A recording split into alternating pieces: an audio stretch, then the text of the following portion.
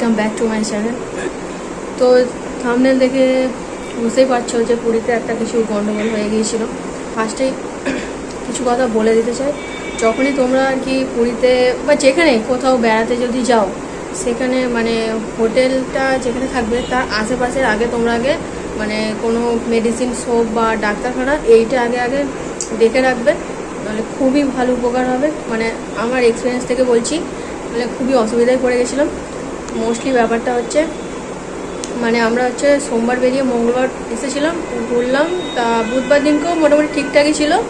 তো বুধবার দিন রাত থেকে আর কি হঠাৎ করেই মায়ের খুবই শরীর খারাপ হয়ে গিয়েছিল, লুজ মোশন, বমি, তার সাথে মানে ফুড পয়জন কীভাবে হয়ে গিয়েছিল, কী অবস্থা হয়ে গিয়েছিলো, মানে এতটাই বাড়াবাড়ি হয়ে গেছিলো। তো পাশেই ডাক্তারখানা ছিল বলে খুবই উপকার পেয়েছি, ডাক্তারটাও খুবই ভালো আর ডাক্তারদের ব্যবহারও খুবই ভালো। সঙ্গে সঙ্গে এসে মানে ডাক্তারকে আর কি ডেকে আনা হলো, মানে মা উঠতেই পারছিল না, তো সেই জন্য ডাক্তারকে নিয়ে এলাম।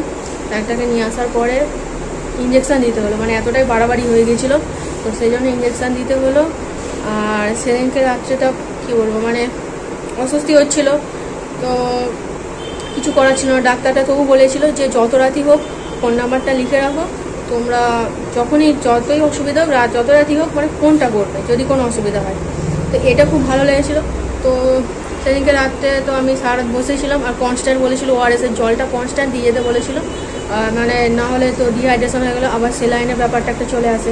সারা রাত মোটামুটি ওআরএসের জলটা কনস্ট্যান্ট আমি উঠে দিয়ে গেলাম। তো সকালবেলা উঠলাম, সকালবেলা উঠে আর কি দেখলাম যে আরও একটু কষ্ট হচ্ছে, এখনও সেরমভাবে ঠিক ইমপ্রুভ হয়নি।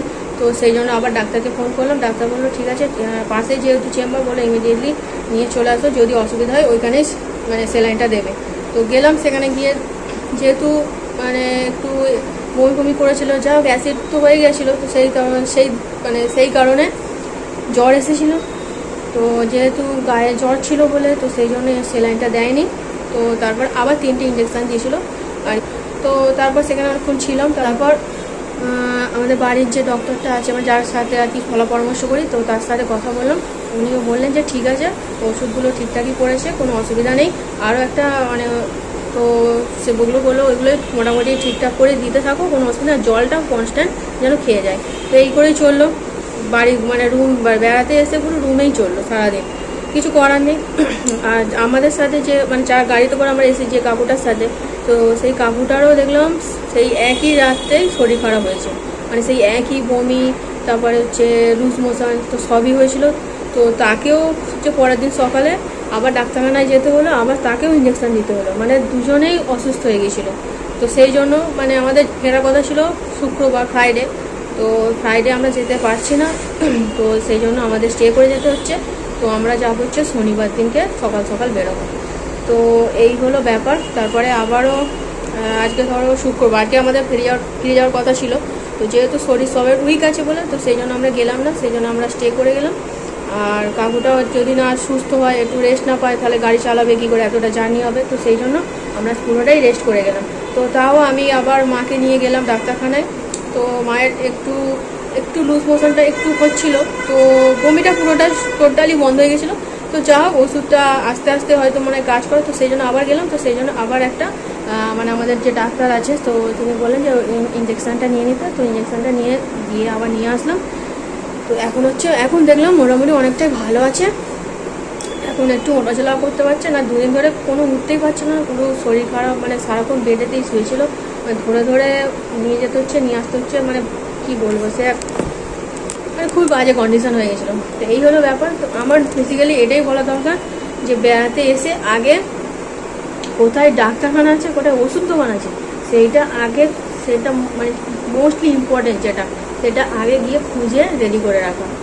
এই হলো আমার মেনলি বলা। আর খাওয়াটা একটু কীভাবে কী হয়ে গেছে সেটা বুঝতেই পারছে না, খাওয়াটা একটু ভেবেচিন্তে খাওয়াটাই ভালো।